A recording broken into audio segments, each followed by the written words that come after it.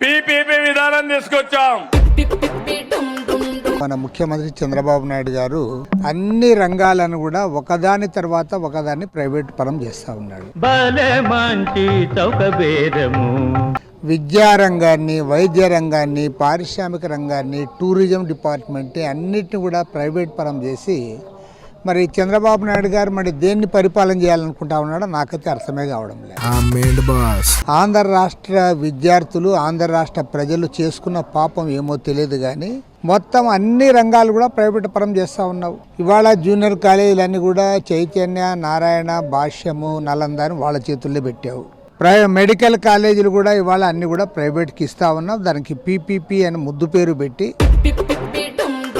విశాఖ ఉక్కు ఫ్యాక్టరీ ఏదైతే ఉందో పోరాడి సాధించుకున్న ఫ్యాక్టరీ, 32 మంది ప్రాణాలు అర్పించి నిలబెట్టుకున్న ఫ్యాక్టరీని ఇవాళ దాన్ని కూడా ప్రైవేట్ పరం చేయడానికి మీరు మోడీతో లాలూచి పడ్డారు.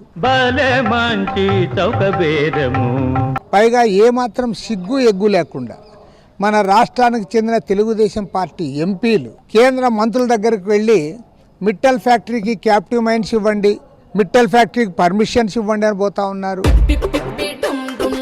మీరు విశాఖ స్టీల్ గురించి మాట్లాడంలే, విశాఖ స్టీల్కి ప్రైవేట్ క్యాప్టివ్ మైన్స్ కావాలని కోరడంలే, మీరు మిట్టల్ తరఫున పనిచేస్తూ ఉన్నారు. నేను సూటిగా అడుగుతా ఉన్నా, తెలుగు ప్రజలు మిమ్మల్ని ఎంపీలుగా గెలిపించారా లేక మిట్టల్ ఏమన్నా మిమ్మల్ని లోక్సభకు నామినేట్ చేశారా అని అడుగుతా ఉన్నా.